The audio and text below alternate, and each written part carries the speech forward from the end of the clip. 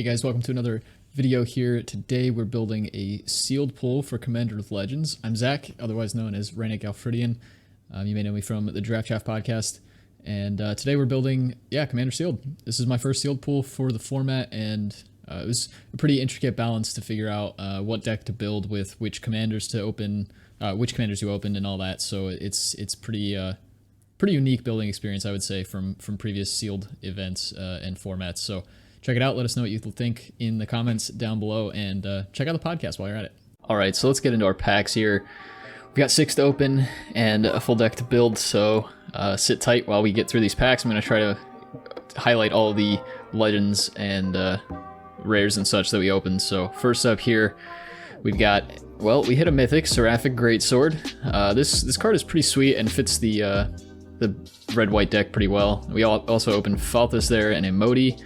Emoti seems pretty interesting, but we'll have to see if Falthus quite gets there. I'm not expecting Falthus to really do too much for us, but that Greatsword I'd love to play, and Emoti fits my playstyle pretty well.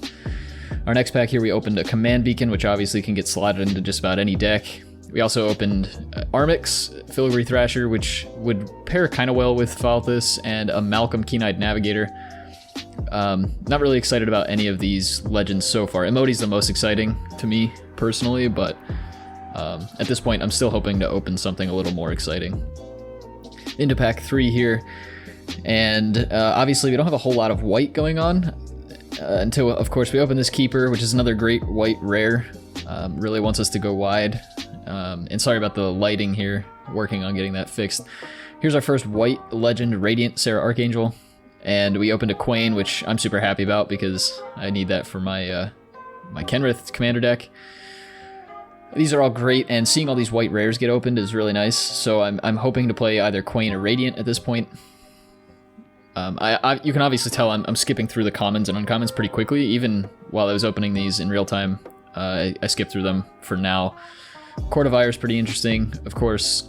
Without any red in our legends, we can't really do anything with it. Abomination of Llanowar is a great legend to open here, and then Obeka is really, really interesting. I think more of a constructed card than a limited card, and of course Prismatic Piper leaves us open, but at this point we're definitely not playing that. More of a draft card than a sealed card, and obviously. Zat's Will, great black card to fit into our black deck should we be able to get that going, and Elena is pretty interesting but really needs that big green, and here Slurk is also very great for Elena as well, so I'm keeping those two in mind going forward.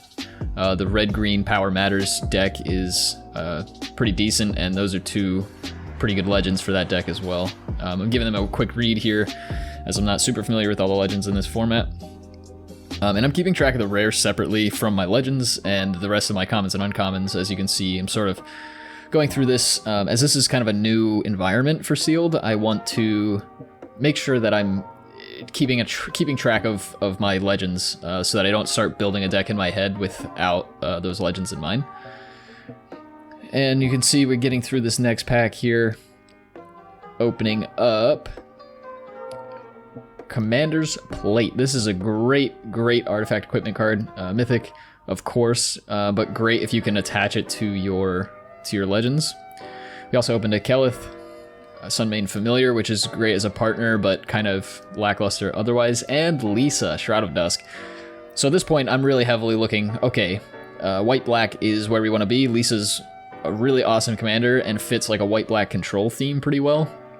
So if we can make something work with that, I would be super happy. That also plays into our rares pretty well.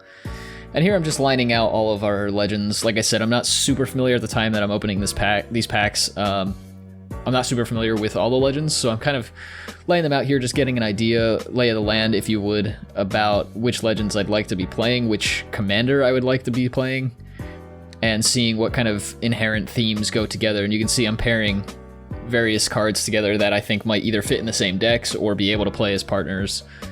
Obviously, if I play the Malcolm and Abomination of Llanowar together as partners, I could get the Emoti in there too, or rather the Malcolm and the Slurk. So I'm just kind of pairing cards together, seeing what colors can match together, what legends we can get together as either in the same deck or as partners. You can see there I put Slurk and Elena together.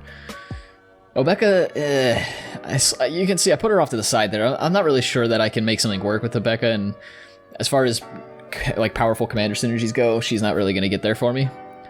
I'd rather not play Radiant by herself, and Quain, I mean, I could try to get a group hugs thing together, but Quain really isn't super exciting either at this point. So now I'm getting into the commons and uncommons. At this point, I think I'm playing a Liesa deck, but I want to actually check out what's available for the rest of my cards. So what I like to do with every sealed pool, regardless of the format, I like to lay out the colors that I have available. And this is generally my first step.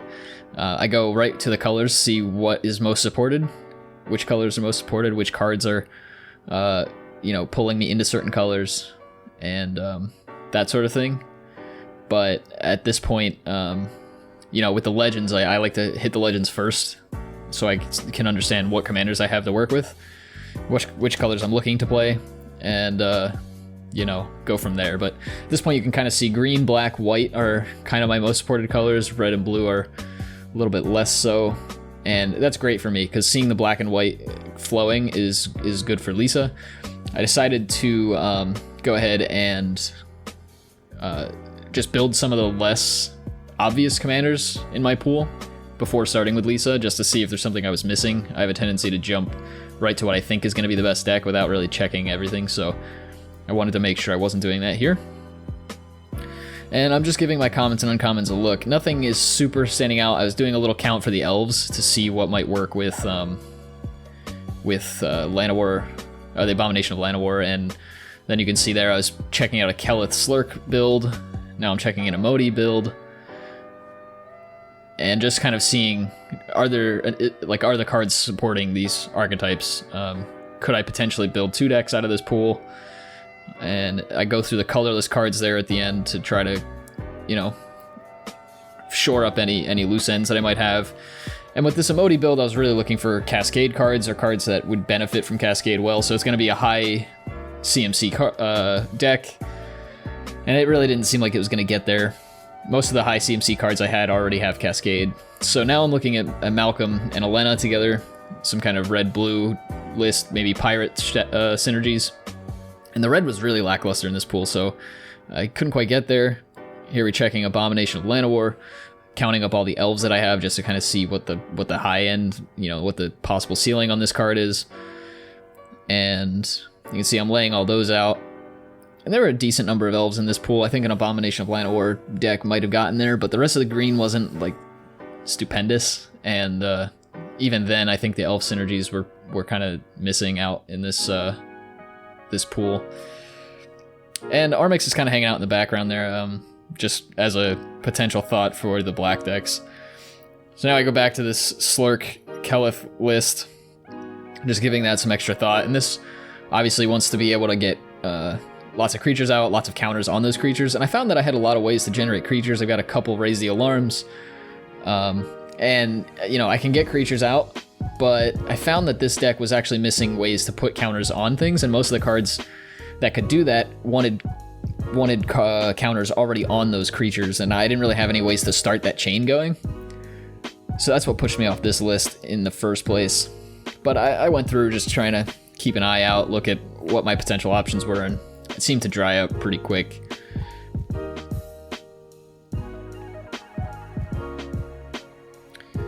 So now I'm thinking about the Abomination of Llanowar yet again.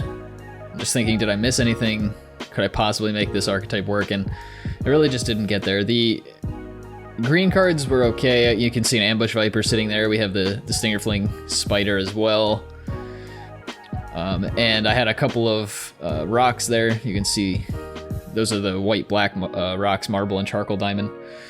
And now, I mean, I'm really just like, at this point, Liesa's my gal. We're going full in on the Liesa deck. She's the best commander I had available in my pool, and I think also the best supported, so it just happened to work out.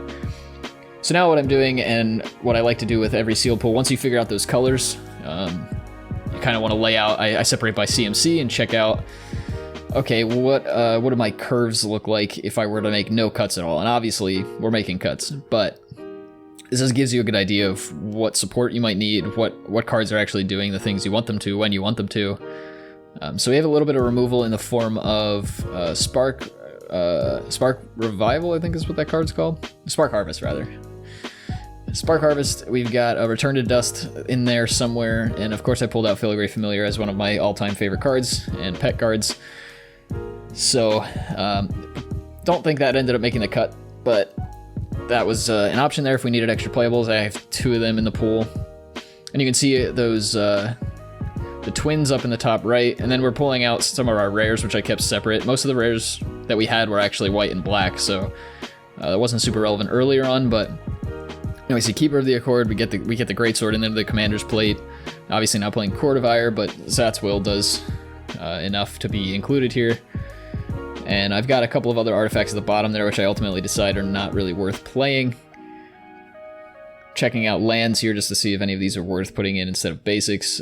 Command Beacon, perhaps. And I took a break over the next day and came back to it the next day with fresh eyes to make actual cuts. And I actually had a little bit of a hard time making cuts here. I'm leaning at this point towards sort of a grindy, controlling kind of white-black deck. We've got removal. We have ways to get rid of pesky cards on the other side of the field in Dispeller's Capsule and things of that nature. We've got the Raise the Alarms and Captain's Calls to make sure we have creatures out. And ways to get our own artifacts back, because what we're looking to do at this point is get our creatures out. We've got a Skyweather Shot as well in removal. Trusty Pack Beast to get some stuff back. And basically what we're looking to do is generate card advantage as much as we can, lock down our opponent's board as much as we can, and get Liesa equipped with the Commander's Plate and the Greatsword, and just smack in for 1,000,000 and let your opponents... Basically, you want to create board stalls with this deck and let your opponents try to get out of those board stalls by casting things, which hurt them, which help you. And you ultimately just basically drain your opponent out by locking them up and forcing them to make plays in order to get out of the board stall. And if that doesn't work, you equip up Liesa with the, as I said, the Commander's Plate and the Greatsword, and go to town with that. If your opponents are able to get rid of the Greatsword or the Commander's Plate, Trusty Pack Beast can get it back. And I think this deck was actually a little light on creatures. Normally what I'll do at this point is split and check out my creature count and my non-creature count, and for some reason I didn't do that with this pool, but that's my typical build process. So thanks for checking it out, and hope you enjoyed.